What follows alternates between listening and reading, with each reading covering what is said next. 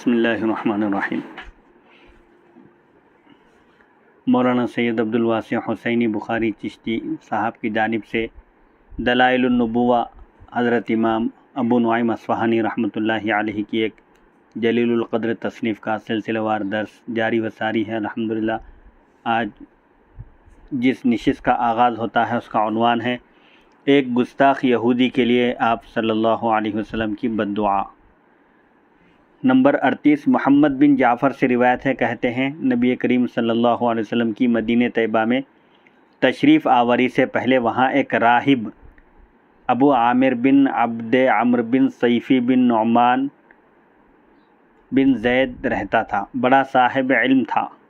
اوس و خزرج میں اس سے بڑھ کر اوصاف رسالت میں آپ صلی اللہ علیہ وسلم سے کوئی واقف نہ تھا۔ اوس اور خزرج مدینہ منورہ میں دو مشہور قبیلے تھے، یہ دو بڑے بڑے قبیلے تھے۔ ان قبیلوں کے درمیان یہ یہودی رہتا تھا اور اس یہودی کو حضور پاک علیہ السلام کے اوصاف کا، آپ کے صفات مبارکہ سب سے زیادہ علم تھا۔ یہود سے اس کی دوستی تھی اور وہ ان سے آپ کے بارے میں معلومات لیتا رہتا تھا۔ یہ شخص یہود سے حضور پاک علیہ السلام یعنی نبی آخر الزمان صلی اللہ علیہ وسلم کے بارے میں معلومات حاصل کرتا رہتا تھا۔ پھر وہ شام چلا گیا، ملک شام گیا، وہاں اسے عیسائیوں سے بھی آپ کے بارے میں کافی معلومات حاصل ہوئی۔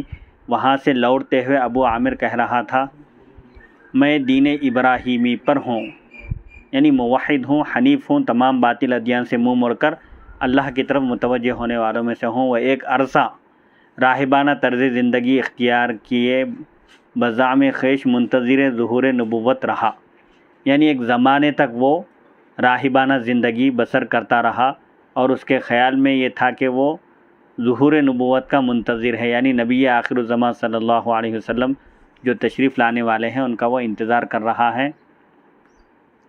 جب نبی کریم صلی اللہ علیہ وسلم نے مکے میں اعلان حق، اعلان نبوت فرمایا تو وہ آپ کے پاس نہ گیا تاکہ یہاں تک کہ آپ مدینہ طیبہ میں جلوہ افروز ہوئے تو آپ سے آ کر کہنے لگا، یہ آپ کون سا دین لے کر آئے ہیں؟ آپ صلی اللہ علیہ وسلم نے فرمایا، دین ابراہیمی۔ کہنے لگا، میں بھی اسی دین پر ہوں۔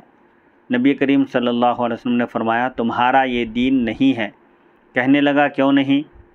کیا تم نے دین حنفیت میں کچھ اضافہ کر لیا ہے؟ تو آپ صلی اللہ علیہ وسلم نے فرمایا، میں نے یہاں دین حنفیت سے مراد دین حنفیت سے مراد تمام انبیاء کا دین ایک ہی تھا، اللہ کی وحدانیت اور اللہ کو ایک ماننا اور اس کو ذات و صفات میں یکتا اور تنہا ماننا، یہ دین حنیفی۔ ابراہیم علیہ السلام حنیف تھے، یعنی تمام باطل ادیان سے منہ موڑ کر صرف حق تعالیٰ کی طرف متوجہ ہونے والوں میں سے تھے۔ تو دین ابراہیمی سے یہ مشہور تھا دین جو حضرت ابراہیم علیہ السلام کے طریقے کو فالو کرنے والے تھے، وہ ابراہیمی کہلاتے تھے، موحد اور حنیف کہلاتے تھے۔ تو آپ صلی اللہ علیہ وسلم نے فرمایا، میں نے دین حنیف میں کوئی اضافہ نہیں کیا بلکہ نہایت پاکیزہ اور بے داغ دین ابراہیمی لایا ہوں۔ ابو عامر نے کہا، اللہ جھوٹے کو بے کس اور بے بس کر کے مارے۔ یہ اس نے نبی کریم صلی اللہ علیہ وسلم پر بزعم خویش طنز کیا تھا۔ اپنے خیال میں اس نے نبی کریم صلی اللہ علیہ وسلم پر یہ طنز کیا، آپ کو طعنہ دیا تھا۔ قال رسول اللہ صلی اللہ علیہ وسلم، اجل فمن کذب ففعل اللہ ذلک بہ۔ آپ صلی اللہ علیہ وسلم نے اس یہودی کو، اس گستاخ کو جواب دیا، ہاں اللہ جھوٹے کے ساتھ یقیناً ایسا ہی کرے گا۔ جو جھوٹ کہے گا، جو جھوٹ بولے گا، اس کا یہی انجام ہوگا کہ وہ بے بس اور بے کس ہو کر مارا جائے گا اور یکا و تنہا رہ جائے گا، وہ بے بسی کے عالم میں اس کو قتل کر دیا جائے گا۔ اس کے بعد وہ دشمن خدا مکہ چلے گیا۔ جب سید الانبیاء صلی اللہ علیہ وسلم مکے میں فاتحانہ داخل ہوئے، سن 8 ہجری کو مکہ فتح ہوا، 10,000 صحابہ اکرام رضی اللہ عنہم کے ساتھ آپ مکہ مکرمہ میں داخل ہوئے فاتحانہ شان سے، تو یہ شخص مخیرق یہ طائف چلا گیا۔ جب طائف والے لوگ داخل اسلام ہو گئے، مسلمان ہو گئے، تو وہ شام کی طرف چلا گیا اور وہاں اس حالت میں مرا کہ کوئی اس کا پرسان حال تک نہ تھا۔ حضور صلی اللہ علیہ وسلم کا یہ قول پورا ہو گیا کہ اللہ جھوٹے کے ساتھ ایسا ہی کرے گا، یعنی وہ بے بسی کے عالم میں مارا جائے گا۔ اپنے دور کا ولی کامل آمد رسول کی بشارت دیتا ہے۔ اب عاصم بن عمرو بنی قریظہ کے ایک بوڑھے شخص، طبقات ابن سعد جلد اول صفحہ 160 میں، سیرت ابن ہشام جلد اول صفحہ 213 میں بھی یہ حدیث موجود ہے، جبکہ خصائص میں سے بیہقی سے بھی روایت کیا گیا ہے۔ یہ جو روایت آ رہی ہے اس کا ذکر سیرت کی کتابوں میں موجود ہے۔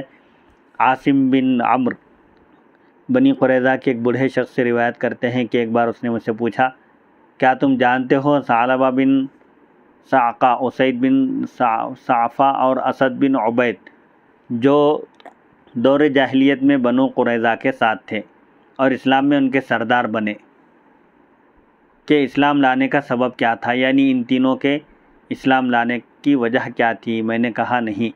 کہنے لگا، شام کا ایک یہودی ابن الحیبان ظہور اسلام سے چند سال قبل ہمارے پاس اسلام کا اعلان، دین اسلام کی نشر و اشاعت سے چند سال پہلے ہمارے پاس مدینہ طیبہ آیا۔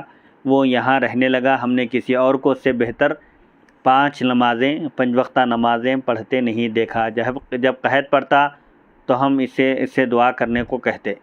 وہ جواب دیتا کہ پہلے ہر شخص 1-2 صاع کھجور اور 1 مد جو صدقہ کرے۔ صاع ایک پیمانہ ہے جو 2 سیر 14 چھٹاک 4 تولے کے مساوی ہوتا ہے، اور مد 10 پاؤنڈ کے برابر ایک پیمانہ ہے۔ یہ پیمانے جات کے نام ہیں۔ 1 صاع 2.5 کلو کا ہوتا ہے، اور 1 مد یہ بھی ایک پیمانہ ہے۔ یعنی کوئی مصیبت آتی، قحط پڑتا تو صدقہ کرنے کا یہ حکم دیتے تھے۔ جب ہم صدقہ دے دیتے تو وہ ہمارے ساتھ میدان میں نکلتے اور دعا مانگ کر اٹھتے بھی نہ تھے کہ بادل اندھیرا کر دیتے، یعنی آسمان پر بادل چھا جاتے اور زبردست بارش ہوتی۔ یہ ایک بار نہیں، کئی بار ہوا ایسا۔ یہ مجرب ہے ان کے ساتھ کا معاملہ۔ جب ان کی موت قریب آئی تو کہنے لگے، اے گروہ یہود، اے یہودیوں کی جماعت، تم جانتے ہو میں شام جیسا امیر و کبیر ملک چھوڑ کر یہاں افلاس زدہ علاقے میں کیوں آ بسا؟ یعنی آسائش زندگی کی راحت چھوڑ کر اس مصیبت میں آ کر کیوں رہائش اختیار کیا؟ تو ہم نے کہا، اللہ ہی بہتر جانتا ہے۔ کہنے لگا، میں یہاں اس لیے آیا تھا کہ اس نبی کا انتظار کروں جن کا ظہور اب قریب ہے۔ اس شہر کی طرف وہ ہجرت کریں گے۔ میری آرزو تھی کہ میں ان کا دیدار کروں، مگر پیمانہ حیات لبریز ہو گیا، مطلب میری زندگی وفا نہیں کی اور اب میری موت کا وقت قریب آ چکا ہے، حالانکہ میرے دل میں ان کے دیدار کی تمنا تھی۔ اب تمہیں وہ دور ملنے والا ہے۔ اے یہود، اس رسول پر ایمان لانے میں کوئی قوم تم سے پہل نہ کر جائے، تم پر سبقت نہ لے جائے۔ ممکن ہے کہ تم کو موقع ملے اس نبی کے دیدار کا تو تم دوسرے لوگوں سے پہلے مسلمان ہو جانا۔ اسے اجازت ہوگی کہ اپنے مخالفوں کا خون بہا دے، یعنی اس نبی کو اللہ کی طرف سے یہ اجازت ہوگی کہ جو دین اسلام کو نہ مانے اور دین اسلام کی راہ میں رکاوٹ بنے، اس سے دفاعی جنگ کرے اور اس کو راستے سے ہٹا دے۔ بچوں اور عورتوں کو گرفتار کر لے، اس لیے ایمان لانے میں دیر نہ کرنا۔ یعنی یہ نبی توبہ بھی ہیں اور نبی الملحمہ، دشمنوں سے جنگ کرنے کی اس نبی کو اجازت بھی ہوگی۔ اس لیے کہیں تم اسلام لانے میں تعامل نہ کرنا، غور و فکر نہ کرنا، فوراً وہ آتے ہی ان کے ہاتھ پر اسلام قبول کر لینا۔ جب نبی کریم صلی اللہ علیہ وسلم مدینہ میں تشریف لائے اور بنو قریظہ کا محاصرہ ہوا تو ان نوجوانوں ثعلبہ بن صعفہ وغیرہ نے چیخ کر کہا، اے بنو قریظہ، یہ وہی رسول ہیں جس کے متعلق ابن الحیبان نے پیشن گوئی کی تھی۔ یہود کہنے لگے، یہ وہ نہیں۔ تو ان نوجوانوں نے کہا، بخدا یہ وہی رسول ہیں۔ چنانچہ یہ اپنے قلعے سے اتر کر آپ کی بارگاہ میں حاضر ہوئے، بنو قریظہ کے سردار، اور اسلام لے آئے اور یوں اپنے خون اور مال و اولاد کو محفوظ کر لیا۔ مسلمان ہونے کی وجہ سے ان کی جان، مال اور ان کی اولاد سب محفوظ ہو گئے۔ برکت نام محمد قبل ظہور اسلام۔ اسلام کی آمد سے پہلے نام محمد صلی اللہ علیہ وسلم کے برکات جو ظاہر ہوئے ہیں، آپ کے نام کی برکتیں، آپ کے نام کی برکتوں کا ظہور ہوا۔ نمبر 40 ابن عباس رضی اللہ عنہما سے روایت ہے کہ نبی کریم صلی اللہ علیہ وسلم کی بعثت سے پہلے یہود آپ کے وسیلے سے اوس و خزرج پر فتح مانگا کرتے تھے۔ مدینہ شریف میں مشرکین اور بت پرستوں کے 2 قبیلوں کے یہ نام ہیں، اوس اور خزرج، جو ایمان لا کر انصار رسول بن گئے، یعنی رسول کریم صلی اللہ علیہ وسلم کے مددگار۔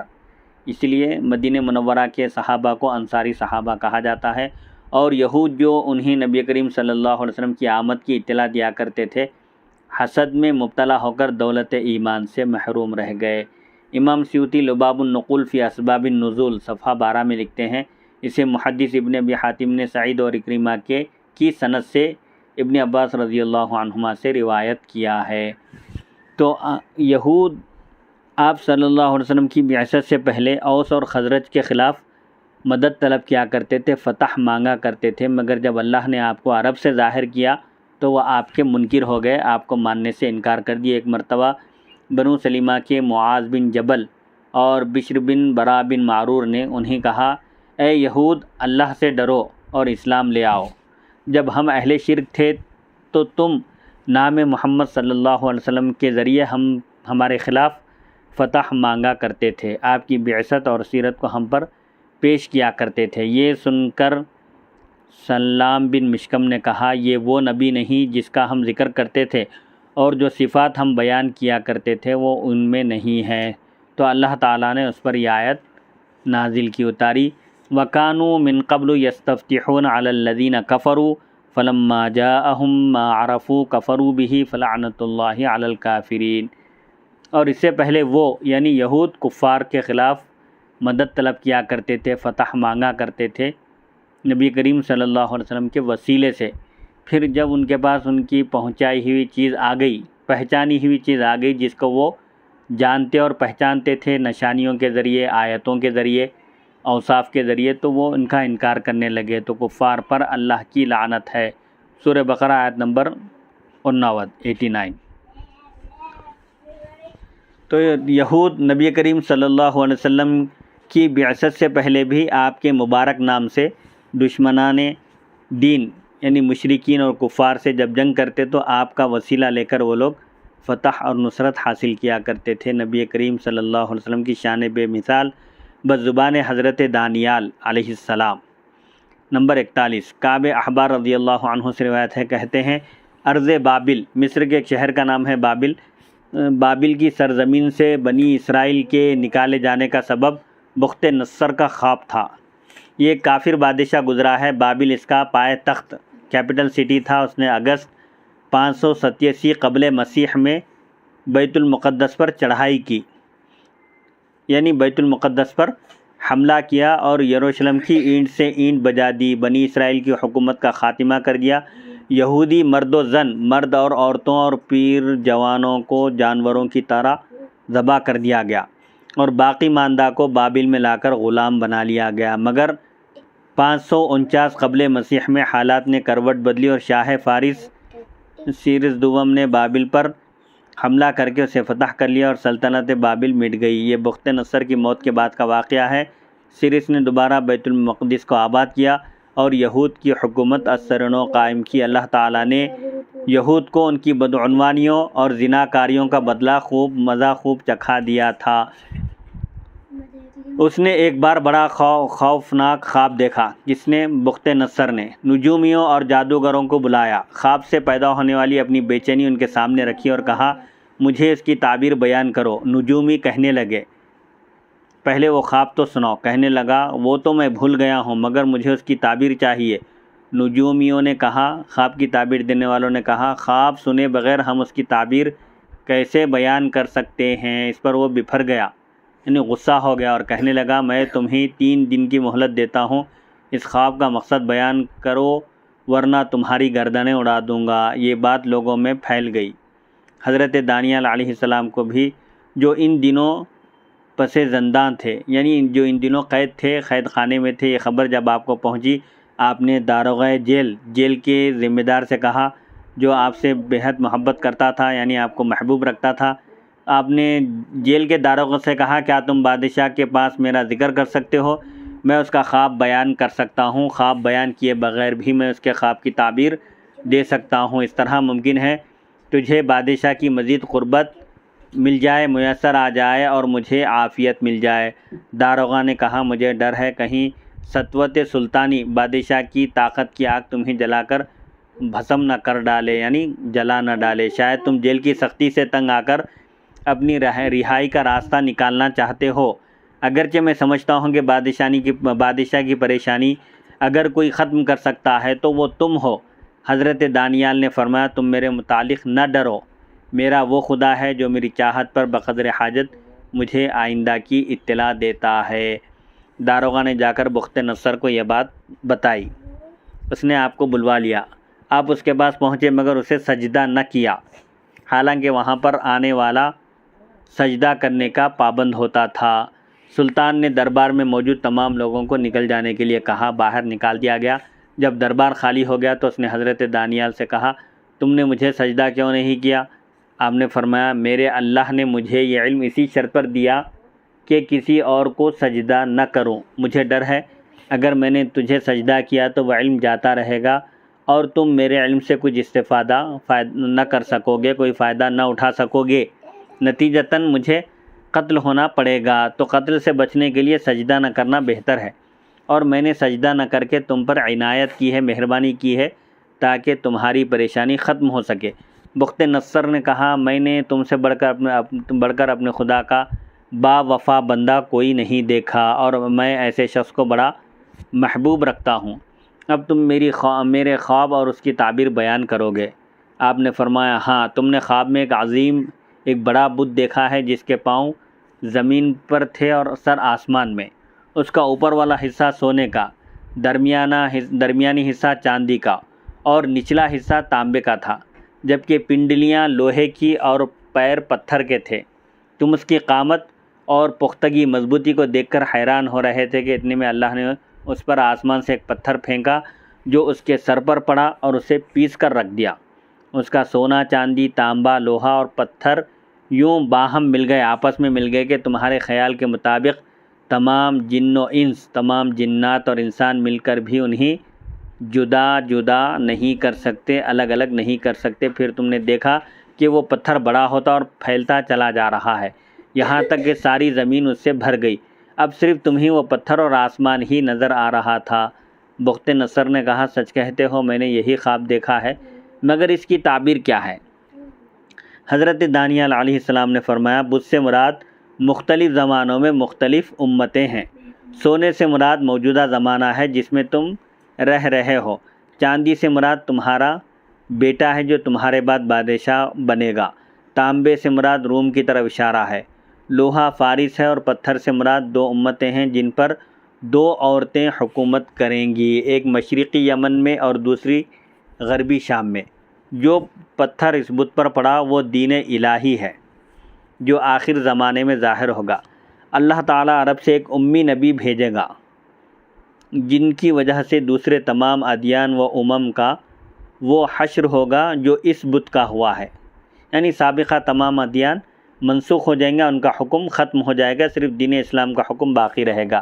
سبحان اللہ، سبحان اللہ۔ وہ دین اس پتھر کی طرح پھیلتا جائے گا اور ساری زمین پر غالب آ جائے گا۔ یوں باطل کی جگہ حق اور گمراہی کی جگہ ہدایت آ جائے گی۔ جاہل لوگ علم کی دولت سے تونگر مالدار ہو جائیں گے، ضعیفوں کو قوت، ناقصوں کو عزت، یعنی بے بسوں کو عزت اور بے کسوں کو نصرت دے دی جائے گی، یعنی اس دین کی بدولت جو کمزور ہوں گے وہ بھی طاقتور کہلائیں گے، اور جو جاہل ہوں گے ان کو علم کی دولت سے نوازا جائے گا، اور کوئی مجبور اور بے بس اور بے کس نہیں ہوگا۔ بخت نصر نے کہا، جب سے میں نے تخت حکومت سنبھالا ہے، آپ سے بڑھ کر کسی نے مجھ پر ایسا غلبہ حاصل نہیں کیا۔ یقیناً آپ سے زیادہ میرا محسن بہی خواہ، خیر خواہ کوئی نہیں۔ میں آپ کے احسان کا بدلہ دینا چاہوں گا۔ کعب احبار نے سارا واقعہ سنایا۔ یہ حضرت دانیال علیہ السلام نے بھی نبی کریم صلی اللہ علیہ وسلم کی آمد سے کئی سال پہلے آپ صلی اللہ علیہ وسلم کی آمد کی اطلاع دی، اور آپ کے فضائل اور آپ کے دین کی خوبیاں انہوں نے بیان کی۔ مقوقس شاہ اسکندریہ در مدح رسول خیر البریہ صلی اللہ علیہ وسلم، اسکندر کا بادشاہ مقوقس نے بھی نبی کریم صلی اللہ علیہ وسلم کی مدح سرائی کی۔ مغیرہ بن 42 نمبر مغیرہ بن شعبہ کہتے ہیں کہ وہ بنی مالک کے ساتھ مقوقس یہ دور نبوی میں مصر اور اسکندریہ کا حکمراں تھا، بادشاہ تھا. اسے نبی کریم صلی اللہ علیہ وسلم کا پیغام پہنچا تو بڑا ادب و احترام بجا لایا، مگر ایمان قبول نہ کیا. سیرت و تاریخ کی کتب تو اس کے ایمان کی شہادت نہیں دیتی، البتہ ایک عرصے کے بعد اس کے خزانے سے وہ خط برآمد ہوا ملا ہے جو نبی کریم صلی اللہ علیہ وسلم نے اسے بھیجا تھا. اب اس خط کی فوٹو تمام عالم اسلام میں گھر گھر پہنچ گئی ہے، تو مقوقس کا اس خط کو سنبھال کر اپنے خفیہ خزانے میں نہایت حفاظت و تکریم کے ساتھ رکھنا.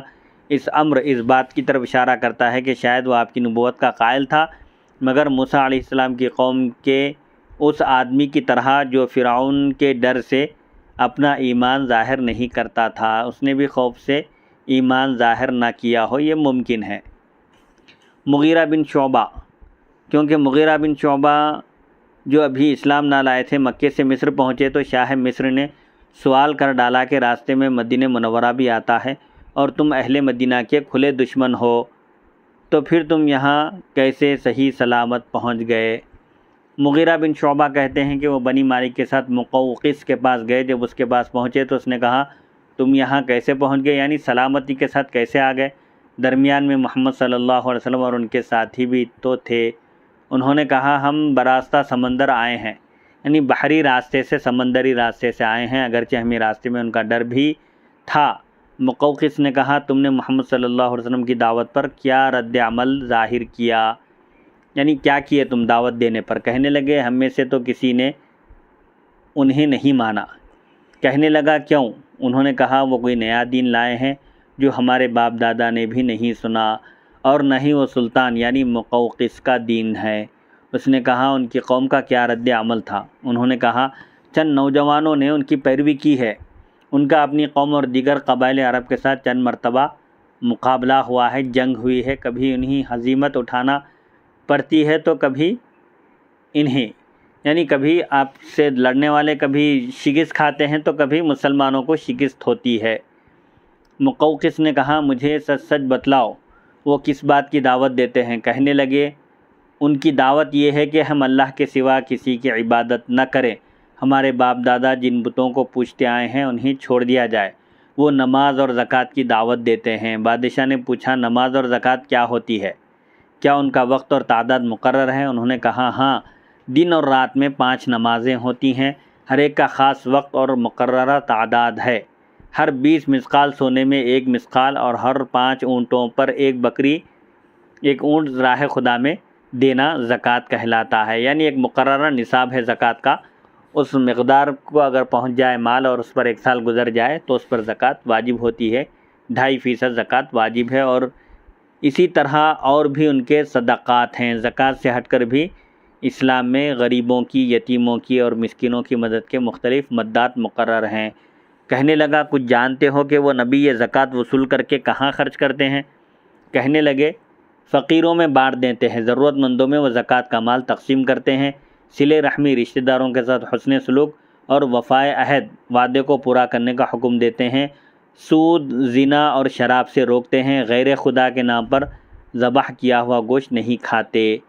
مقوقس نے یہ سن کر کہا وہ ساری نسل انسانیت کے رسول ہیں، اگر قبط اور روم ان کی دعوت سن لیں تو ان کے دین کے پیروکار بن جائیں گے، کیونکہ انہیں حضرت عیسیٰ ابن مریم علیہ السلام نے یہی حکم دیا ہے. جو کچھ تم نے ان کی صفات بیان کی ہیں. حضرت عیسیٰ علیہ السلام کیا حکم دیا ہے؟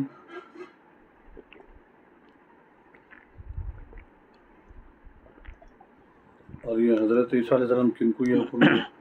حضرت عیسیٰ علیہ السلام تمام انبیاء حضرت پاک علیہ السلام کی آمد کی خبر دیتے رہے اور اپنی امت کو تاکید کرتے رہے کہ اگر میرے بعد یہ نبی ظاہر ہو جائیں تو تم ان کی اتباع کرنا، ان پر ایمان لانا. چونکہ عیسیٰ علیہ السلام کے زمانے سے آپ کا زمانہ قریب ہے تو عیسیٰ علیہ السلام نے بھی اپنی امت کو، نصارہ کو، یہی حکم دیا تھا.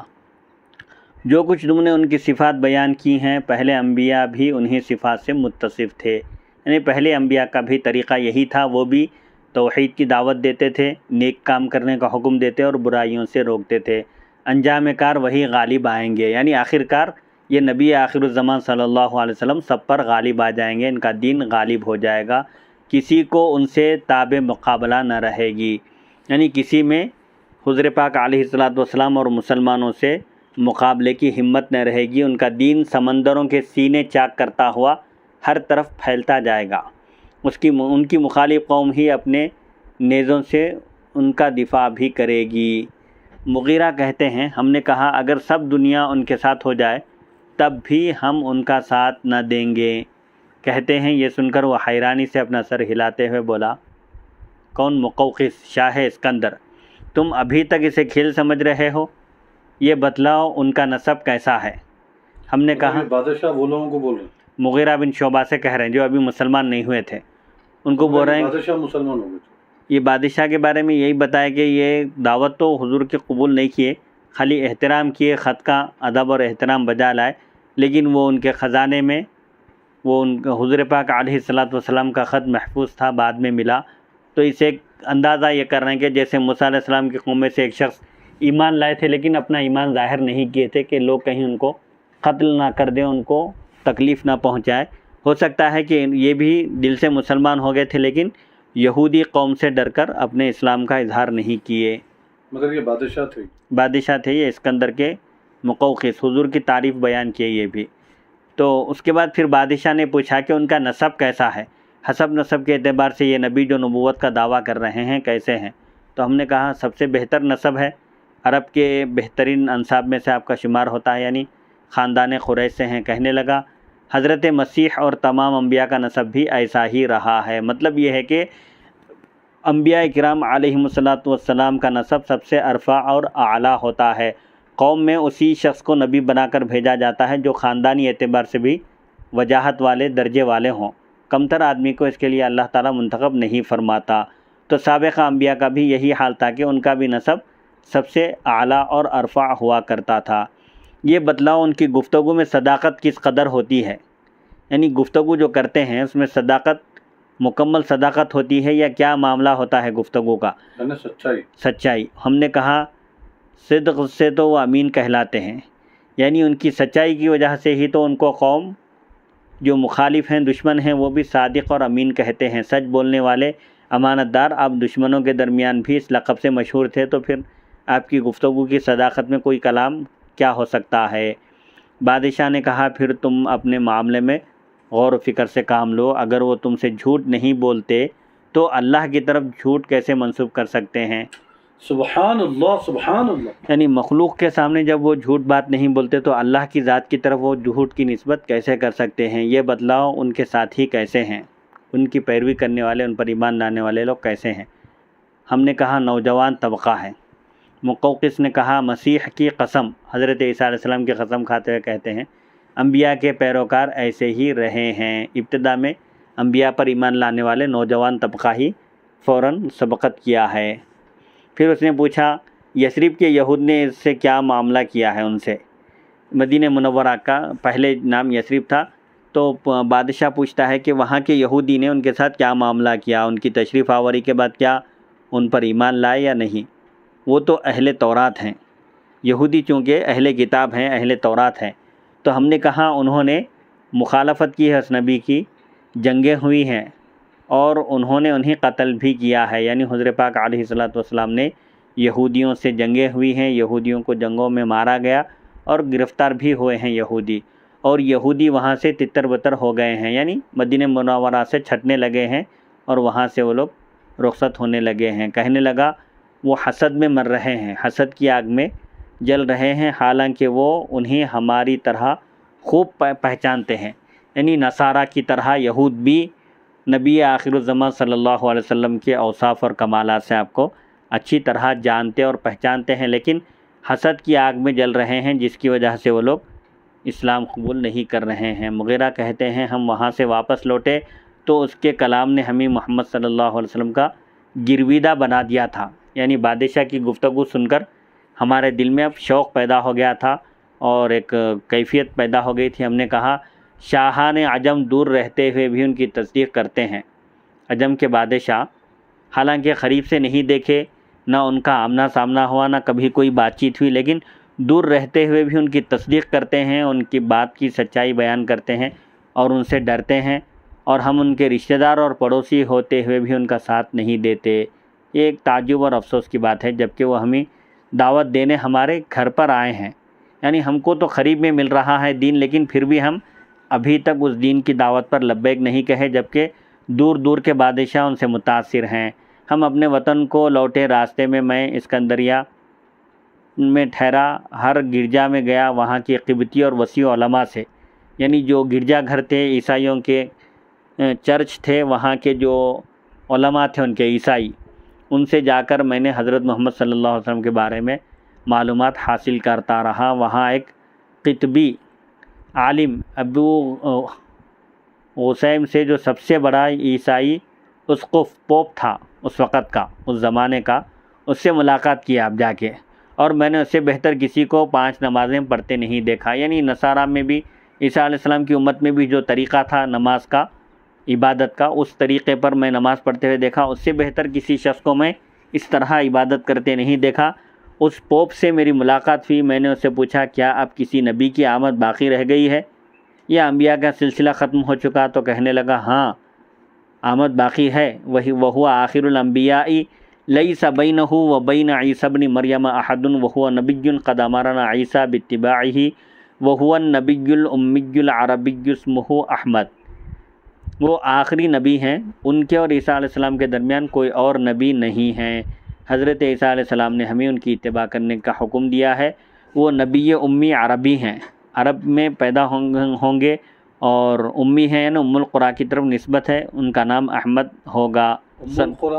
ام القریٰ مکہ مکرمہ کا ایک نام ہے، اس کی طرف نسبت کرتے ہوئے بھی آپ کو امی کہا جاتا ہے، اور ایک امی کے ایک معنی وہ ہیں جو مخلوق سے نہ سیکھے بلکہ جن کو سکھانے والا خالق ہو، یعنی اللہ ہی آپ کا معلم ہے، اور آپ کا نام احمد ہوگا۔ اللہ ہی استاد ہے، اللہ ہی آپ کا استاد ہے، آپ مخلوق میں کسی کے آگے ذان و ادب طے نہیں کیے، جیسے علم سیکھتے ہیں استاد کے سامنے، آپ مخلوق میں کسی کے پاس علم حاصل نہیں کیے، براہ راست اللہ آپ کو سکھاتا ہے۔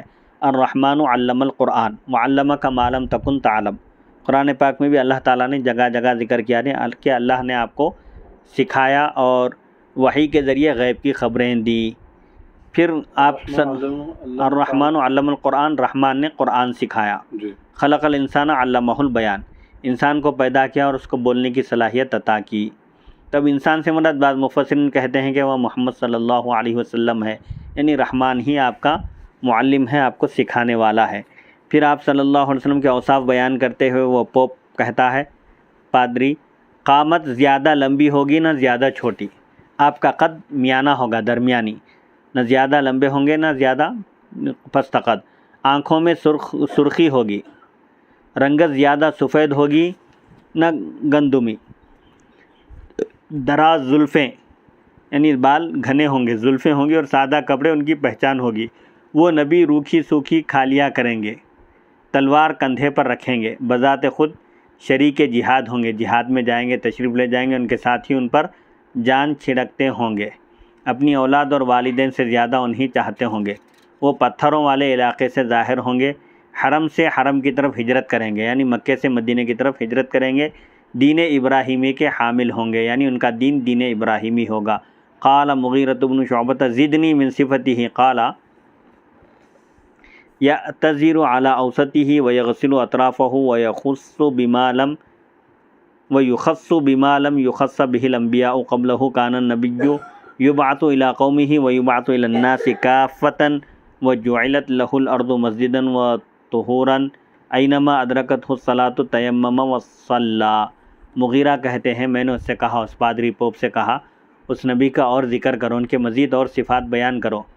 تو کہنے لگا کمر پر تہبند باندھیں گے، یعنی لنگی تہبند پہننے والے ہوں گے، وہ اعضاء دھویا کریں گے، اعضاء وضو کو، وضو میں جسم کے اعضاء کو دھوئیں گے، اور وہ عظمتیں لے کر آئیں گے جو پہلے انبیاء کو عطا نہیں کی گئی تھی، یعنی ان کو کئی خصوصیتوں سے نوازا جائے گا جو سابقہ انبیاء کو نہیں دی گئی تھی۔ ہر نبی سبحان اللہ سبحان اللہ صرف اپنی قوم کے لیے بھیجے گئے، یعنی ہر نبی کو ایک خاص خطے اور قوم کے لیے، ایک خاص شہر کے لیے بھیجا گیا تھا، لیکن آپ کو ساری نسل انسانیت کا رسول بنا کر بھیجا گیا۔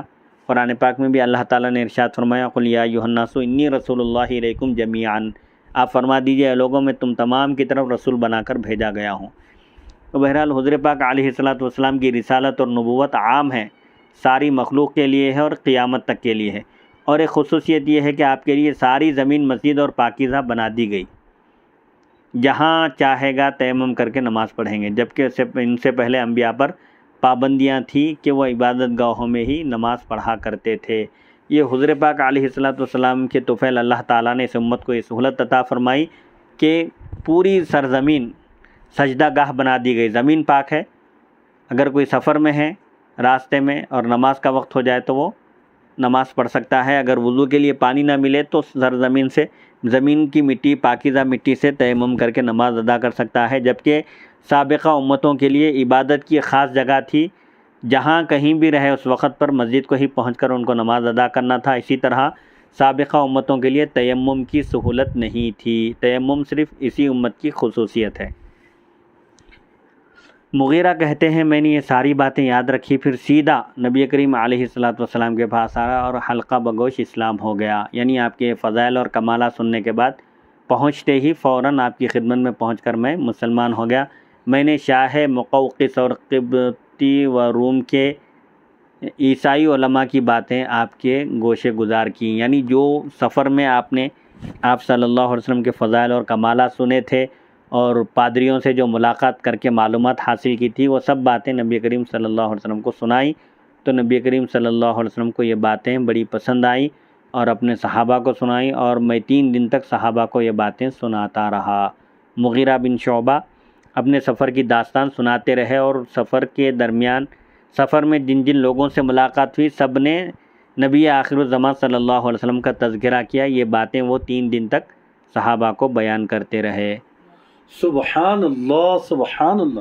تو اس میں اس بات کا بھی اشارہ ہے، اس میں مفتی صاحب کیا اس میں اس بات کا بھی اشارہ ہے کہ حضور نبی کریم صلی اللہ علیہ وآلہ وسلم کی سیرت جو ہے پڑھنے، پڑھانے، سنانے سے اللہ کے نبی بہت زیادہ خوش ہوتے ہیں؟ جی ہاں، کیونکہ حضور صلی اللہ علیہ وسلم کا تذکرہ ہر جگہ رہا ہے، اور اللہ تعالیٰ نے اپنے نام مبارک کے ساتھ آپ کے نام کو جوڑ دیا ہے، اور سابقہ انبیاء اور ان کی امتیں اور ان میں جو اہل حق تھے، حق پرست تھے، وہ سب حضور پاک علیہ السلام کا ذکر جمیل، آپ کا ذکر خیر کرتے رہے۔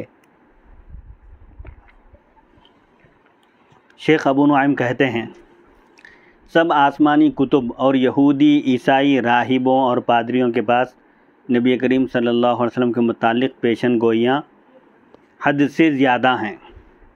انہیں آپ کی صداقت پر پورا یقین ہے، کیونکہ انبیاء کرام علیہم السلام آپ کی خوشخبری دیتے رہے اور اپنی امتوں کو آپ پر ایمان لانے کی تاکید کرتے رہے، اس لیے ان کے پاس ایسے عہد نامے اور تحریرات ان گنت ہیں، یعنی بے شمار ہیں۔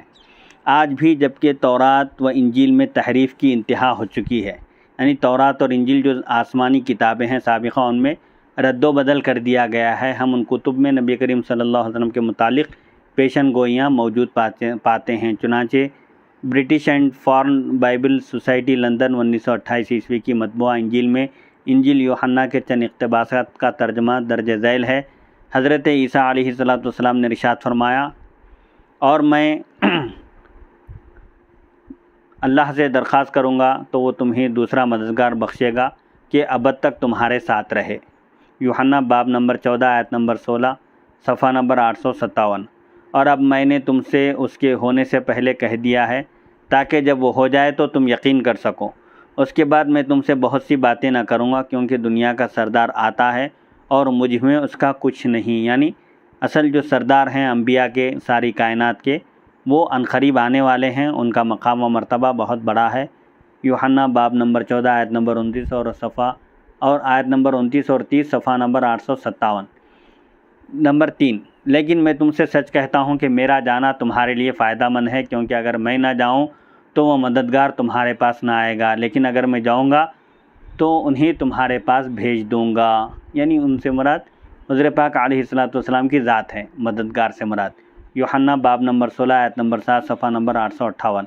نمبر 4 انجیل کی ہی ہے، لیکن جب سچائی کی روح آئے گی تو تم کو تمام سچائی کی راہ دکھائے گی، اس لیے کہ وہ اپنی طرف سے نہ کہیں گے، لیکن جو کچھ سنیں گے وہی کہیں گے اور تمہیں آئندہ کی خبریں دیں گے۔ یوحنا باب 16 آیت 13 صفحہ نمبر 858۔ اور یہ اصل میں انگریزی عبارت ہے، اس کا اردو ترجمہ پیش کیا گیا ہے۔ اصل انگریزی عبارت درج ذیل ہے جو یونانی زبان کا ترجمہ ہے۔ بہرحال عیسیٰ علیہ السلام نے بھی حضور پاک علیہ السلام کی پیشن گوئی دی، خوشخبری دی، آپ کی آمد کی اطلاع دی اور اپنی امتیوں کا آپ نے تاکید کی کہ وہ آپ صلی اللہ علیہ وسلم پر ایمان لائیں اور آپ کی مدد کریں۔ کعب بن لؤی اور شوق دیدار نبی۔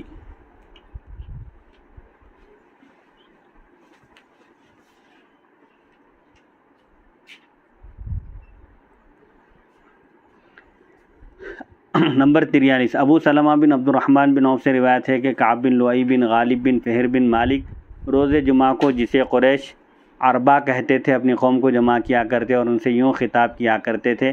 کعب بن لؤی یہ حضور پاک علیہ السلام کے اجداد میں سے ہیں۔ اے قوم سنو اور جان لو، سمجھو اور خبردار ہو جاؤ، رات تاریک ہے یعنی اندھیری ہے اور دن روشن، زمین بچھونا ہے اور آسمان چھت، پہاڑ زمین کی میخیں اور ستارے رہنما ہیں۔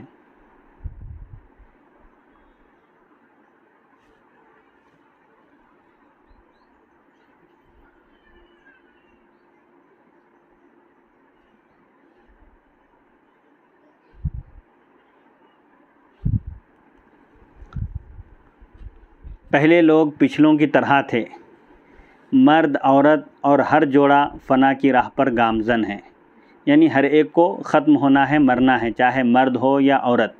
صلہ رحمی کرو، رشتہ داروں کے ساتھ حسن سلوک کرو، قرابت کی حفاظت کرو، رشتہ داری کی حفاظت کرو، اپنے مال بڑھاؤ۔ کیا کبھی مرنے والا پلٹا ہے؟ یعنی جس کا دنیا سے انتقال ہو چکا ہے، کیا کبھی وہ پلٹ کر آیا ہے؟ نہیں۔ کوئی مردہ قبر سے اٹھا ہے؟ نہیں۔ آخرت تمہارے سامنے ہے، جس کے متعلق تمہارا گمان حقیقت پر مبنی نہیں۔ اپنے حرم کو مزین کرو، حرم کعبہ کو مزین کرو، اس کی تعظیم کرو۔ بہت جلد حرم کے لیے ایک عظیم خبر آنے والی ہے اور نبی کریم صلی اللہ علیہ وسلم کی ذات تشریف لانے والی ہے۔ پھر وہ یہ شعر پڑھتے، کعب بن لؤی، نہار و لیل کل اوب بحادث سواء علیہا لیلہا و نہارہا۔ دن اور رات کا ہر چکر پہلے سے مختلف ہے، اس میں دن اور رات ایک ہی جیسے ہیں۔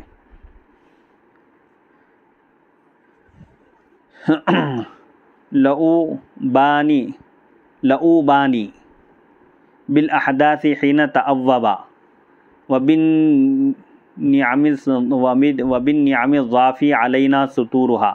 ان کا ہر پھیرا نئے سے نئے حادثات رونما کر رہا ہے، یعنی زمین اور آسمان، رات اور دن کی گردش نئے نئے حادثات رونما کر رہی ہے، مگر ہم پر زمانے نے عظیم الشان نعمتوں کے پردے ڈال رکھے ہیں۔ علی غفلۃ یأتی النبی محمد فیخبر اخبارا صدوق خبیرہا۔ اچانک نبی محمد صلی اللہ علیہ وسلم تشریف لانے والے ہیں، جو ایک نہایت سچے مخبر کی طرح ہمیں خبریں پہنچائیں گے۔ پھر وہ کہتے، بخدا اگر میں اس وقت تک سننے، دیکھنے اور چلنے اور پکڑنے کی صلاحیت رکھتا، یعنی زندہ رہتا، تو ان کی امت کے لیے اونٹ کی طرح مشقت برداشت کرتا اور ایک جلد منزل مقصود پر پہنچنے والے نوجوان کی طرح تیزی دکھاتا۔ پھر وہ یہ شعر کہتے، یا لیتنی شاہد فحواء دعوتہ حین العشیرۃ تبغی الحق خذلانا۔ اے کاش میں ان کی دعوت کے وقت موجود رہتا جب قبیلہ قریش حق کو سرنگوں کرنا چاہے گا۔ یہ کعب بن لؤی نبی کریم صلی اللہ علیہ وسلم کے نسب مبارک میں، سلسلہ نسب میں 8ویں نمبر پر آتے ہیں۔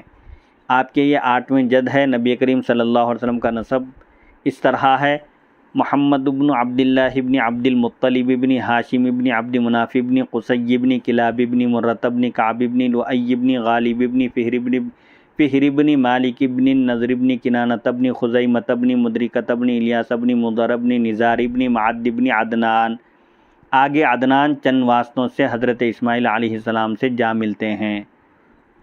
نمبر 44، قیس بن طلق اپنے والد سے روایت کرتے ہیں کہ ہم نبی کریم صلی اللہ علیہ وسلم کے پاس حاضر ہوئے، آپ کی بیعت کی اور آپ کے ساتھ نمازیں پڑھیں۔ ہم نے آپ کو بتلایا کہ ہمارے ہاں ایک گرجا ہے، یعنی ایک چرچ ہے۔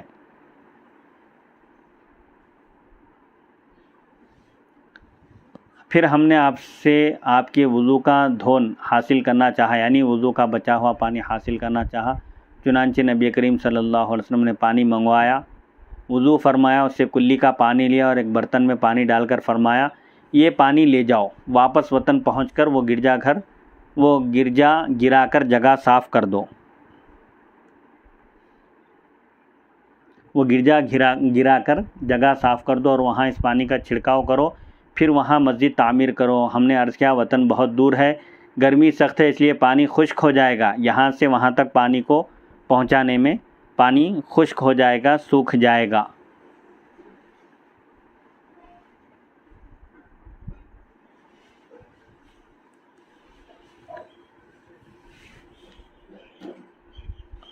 آپ نے فرمایا اور پانی ڈال لو، کیونکہ اس طرح برکت بھی مزید ہو جائے گی۔ چنانچہ ہم روانہ ہوئے وہ پانی والا برتن لے کر، تو پانی والا برتن اٹھانے میں ہم نے بوجھ کی وجہ سے دقت محسوس کی، پریشانی محسوس کی۔ نبی کریم صلی اللہ علیہ وسلم نے ہماری باری مقرر کر دی، ہر شخص کے ذمے ایک دن رات پانی اٹھانا لازم کر دیا۔ دوران سفر ہر شخص ایک دن ایک رات پانی کا وہ پیالہ اٹھا کر لے کر چلے۔ یوں اس طرح ہم وطن پہنچے اور نبی کریم صلی اللہ علیہ وسلم کا حکم پورا کیا۔ ان دنوں گرجے کا راہب بنی تیسے تھا، ہم نے وہاں اذان دی۔ راہب نے اذان سن کر کہا بخدا یہ دعوت حق ہے، یہ کہہ کر وہ پہاڑوں کی طرف روپوش ہو گیا اور پھر کبھی نظر نہ آیا۔ زید بن سعنہ کا عجیب تر واقعہ قبل اسلام۔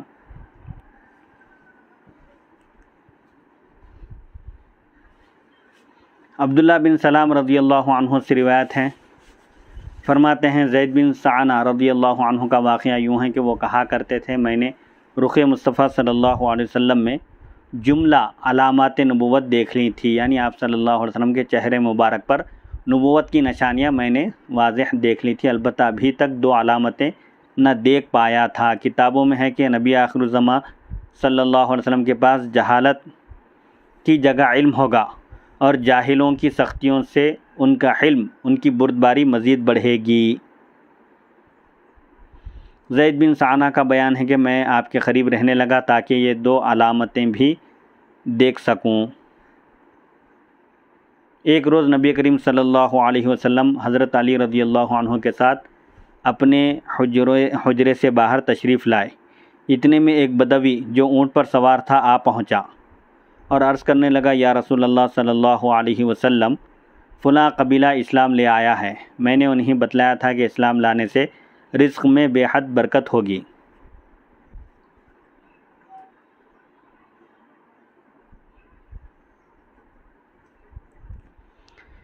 مگر وہ تو اسلام لانے کے بعد شدت و قحط میں مبتلا ہو گئے ہیں۔ میں نے انہیں جو خبر دی تھی کہ اسلام لانے کی برکت سے رزق میں کشادگی ہوگی، برکت ہوگی اور رزق بڑھے گا، لیکن وہاں شدت اور قحط سالی میں مبتلا ہو گئے وہ لوگ اور تنگی آ گئی۔ یا رسول اللہ صلی اللہ علیہ وسلم مجھے ڈر ہے کہ وہ بد دل ہو کر کہیں اسلام نہ چھوڑ دیں، کیونکہ وہ ایک طمع پر اسلام لے آئے تھے، اگر آپ ان کی کچھ مالی مدد کریں تو یہ بہتر رہے گا۔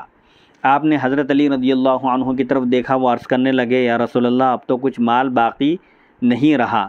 زید بن سعنہ کہتے ہیں میں یہ سن کر قریب ہوا اور عرض کیا اے محمد صلی اللہ علیہ وسلم کیا ایسا ممکن ہے کہ آپ فلاں قبیلے کے باغ میں مجھے کھجوریں بیچ دیں، رقم اب لے لیں۔ آپ نے فرمایا یہودی میں ایک مدت تک کھجوریں دینے کا وعدہ کر کے تم سے بیع کر لوں گا، مگر فلاں قبیلے کے باغ والی شرط نہ ہوگی۔ میں نے کہا ٹھیک ہے بیچ دیں۔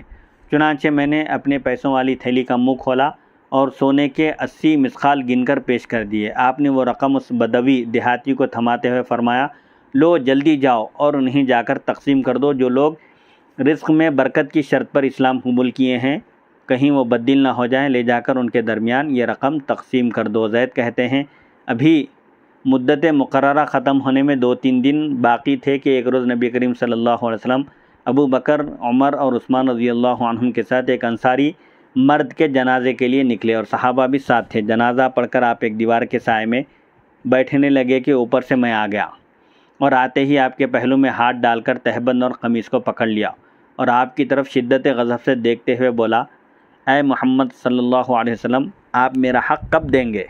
بخدا میں تم بنی عبد المطلب کو شروع سے جانتا ہوں، تم وقت پر وعدہ وفا نہیں کرتے۔ عمر فاروق نے میری طرف دیکھا، ان کی آنکھیں شدت غضب سے گھوم رہی تھی، یعنی وہ نہایت غصے میں تھے، اور وہ کہنے لگے اوے دشمن خدا، ہمارے سنتے دیکھتے تو نبی کریم صلی اللہ علیہ وسلم سے یہ سلوک کر رہا ہے، اس خدا کی قسم جس نے ان جیسا رسول بھیجا، اگر مجھے پاس ادب نہ ہوتا تو تیرا وجود اب تک سر سے بے نیاز ہو چکا ہوتا، یعنی رسول اللہ صلی اللہ علیہ وسلم کا احترام کرتے ہوئے میں خاموش ہوں، ورنہ میں اب تک تجھے ختم کر چکا ہوتا۔ نبی کریم صلی اللہ علیہ وسلم بڑے وقار اور طمانینت سے عمر فاروق کی طرف متوجہ ہوئے اور مسکراتے ہوئے گویا ہوئے، اے عمر، مجھے اور اس یہودی کو تمہاری اس گفتگو کی ضرورت نہ تھی، تمہیں چاہیے تھا کہ تم مجھے جلد وعدہ وفا کرنے اور اسے نرم برتاؤ کرنے کے لیے کہتے، اب جاؤ اور اسے اس کا حق دے دو، اور تم نے جو اسے عتاب کیا ہے اس کے عوض میں 20 صاع کھجور مزید دے دو، غصے میں جو آئے ہو اس کی وجہ سے، اور کچھ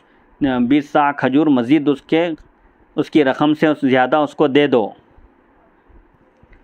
نبی کریم صلی اللہ علیہ وسلم اور زید بن ثانہ کے درمیان جو بیع ہوئی تھی اسے فقہ کی زبان میں بیع سلم کہا جاتا ہے، جس کا مفہوم یہ ہے کہ خریدار مجلس عقد میں ہی رقم ادا کر دے، جبکہ بیچنے والا کہہ دے کہ میں فلاں وقت تک مال خرید کر ادا کر دوں گا۔ چنانچہ گندم کی فصل اگنے سے پہلے معاہدہ ہو جاتا ہے، خریدار رقم ادا کر دیتے ہیں اور فصل آنے پر مقررہ گندم خریداروں کو دے دی جاتی ہے۔ صحیح بخاری اور مسلم کی روایات کے مطابق صحابہ کرام بکثرت بیع سلم کیا کرتے تھے۔ نبی کریم صلی اللہ علیہ وسلم نے اس کے قواعد بھی مقرر فرما دیے جو کتب احادیث میں مذکور ہیں۔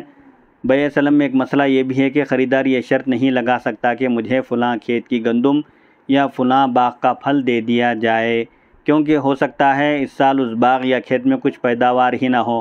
یوں بھی بیع سلم کا مقصد تو یہ ہے کہ مقررہ وقت پر طے شدہ غلہ یا پھل وغیرہ ادا کر دیا جائے، اس لیے کھیت یا باغ کے مقرر کرنے کا کوئی معنی نہیں۔ دیکھیے در مختار، رد المحتار، فتاوی عالمگیری وغیرہ۔ زید بن ثانہ اور نبی کریم صلی اللہ علیہ وسلم کی بیع میں نبی کریم صلی اللہ علیہ وسلم کا یہ فرمانا کہ مگر فلاں قبیلے کے باغ والی شرط نہ ہوگی، مذکورہ مسئلے کی اصل قرار دی جا سکتی ہے۔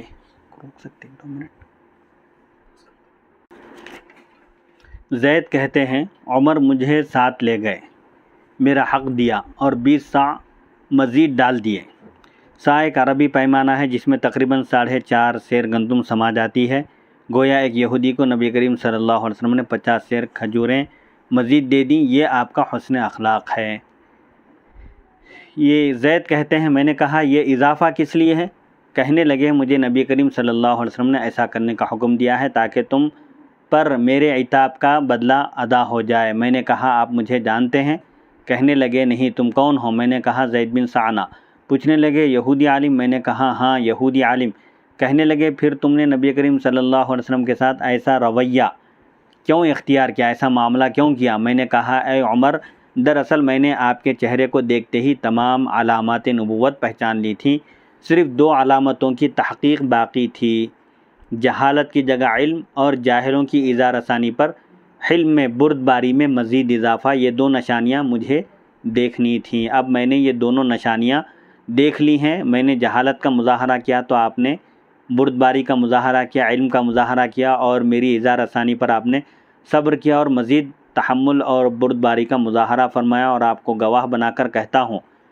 حضرت زید کہتے ہیں حضرت عمر کو کہ میں آپ کو گواہ بنا کر کہتا ہوں کہ میں خدا کی ربوبیت، اسلام کے سچا دین ہونے اور محمد صلی اللہ علیہ وسلم کے نبی ہونے پر ایمان لے آیا، اور آپ کو گواہ بنا کر یہ بھی کہتا ہوں کہ میرے مال کا آدھا حصہ امت محمد صلی اللہ علیہ وسلم کے لیے وقف ہے، کیونکہ میرے پاس کافی مال ہے۔ حضرت عمر نے کہا کچھ امت کا لفظ کہو، کیونکہ تمہارا یہ صدقہ ساری امت کو پورا نہ آئے گا، یعنی ساری امت کے لیے ناکافی ہوگا، اس لیے کچھ امت کہو۔ میں نے کہا ہاں کچھ امت، حضور صلی اللہ علیہ وسلم کی کچھ امت کے لیے میرا مال وقف ہے۔ اس کے بعد ہم نبی کریم صلی اللہ علیہ وسلم کے پاس حاضر ہوئے اور میں نے کہا اشہد ان لا الہ الا اللہ وان محمدًا عبدہ ورسولہ۔ راوی کہتے ہیں یعنی وہ زید جو یہودی تھے، یہودی عالم تھے، وہ مسلمان ہو گئے۔ راوی کہتے ہیں اس کے بعد حضرت زید نے کئی جنگوں میں نبی کریم صلی اللہ علیہ وسلم کا ساتھ دیا اور غزوہ تبوک میں داد شجاعت دیتے ہوئے جان آفرین کے سپرد کر دی۔ خدا ان پر کروڑوں رحمتیں برسائے۔ ولادت رسول صلی اللہ علیہ وسلم سے پہلے کئی لوگوں نے حصول نبوت کے لالچ میں اپنے بچوں کا نام محمد رکھا تھا۔ ان کو معلوم تھا کہ جو آخری نبی ہیں ان کا نام محمد ہے، تو انہوں نے اس غرض سے اپنے بچوں کا نام محمد رکھا کہ کہیں یہی نبی نہ ہو۔ نمبر 46، ابو سریہ بن خلیفہ کہتے ہیں میں نے محمد بن عدی بن ربیعہ سے پوچھا تمہارے باپ نے تمہارا نام محمد کیوں رکھا؟ وہ ہنس پڑا اور کہنے لگا میرے باپ نے مجھے بتلایا تھا کہ میں اور سفیان بن مجاشع اور یزید بن عمر بن ربیعہ اور اسامہ بن مالک ابن جفنا کے پاس گئے۔ جب ہم قریب پہنچے تو وہاں کچھ درخت اور ایک کنواں دکھائی دیا۔ ہم نے کہا ہم یہاں غسل کر لیتے ہیں اور کپڑوں سے سفر کا غبار اتار لیتے ہیں، پھر آگے چلیں گے۔